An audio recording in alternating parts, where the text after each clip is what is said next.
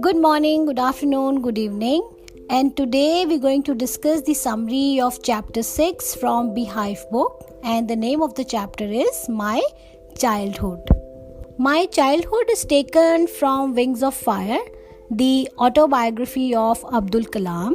In this lesson, Kalam gives a brief description of his childhood days. His journey from a middle-class family in Rameshwaram to the apex house of the country was full of struggle.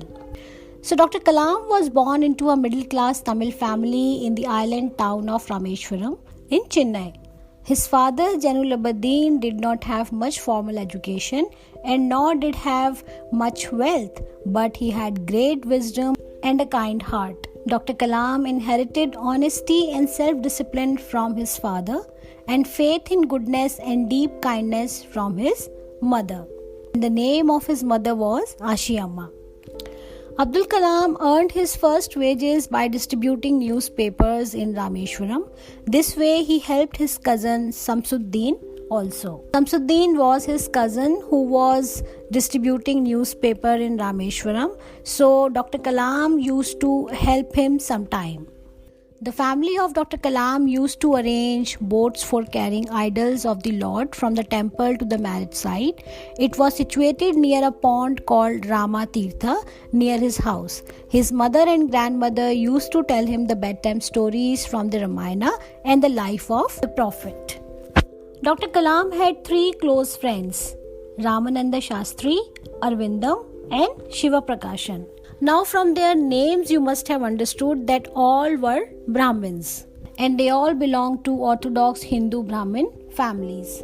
None of them felt any difference amongst themselves because of their religious differences and upbringing. One day while Kalam was in the 5th standard at the Rameshwaram Elementary School, a new teacher came into his class and told him to sit in the next row to Ramananda Shastri because he was a Muslim. It was done in accordance with the society hierarchy. He utterly felt downcast. It made a lasting impression on him. Later, the father of Ramananda Shastri, whose name was Lakshman Shastri, summoned the teachers and told him not to spread the poison of social inequality and communal intolerance in the mind of innocent children.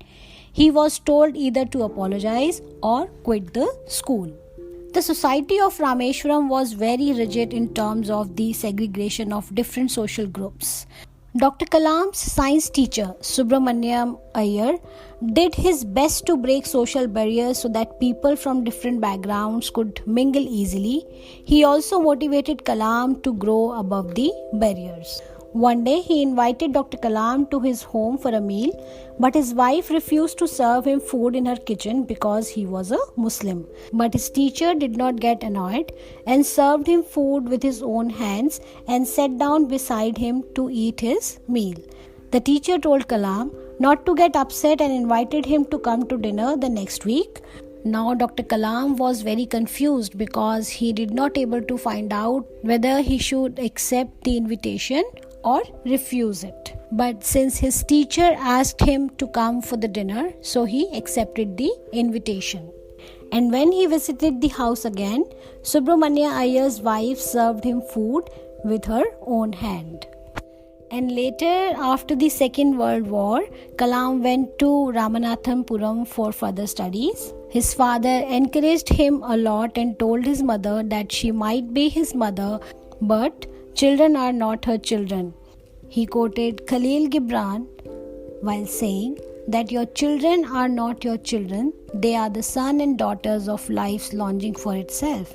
They come through you but not from you. You may give them your love but not your thoughts, and for they have their own thoughts. So this was the chapter.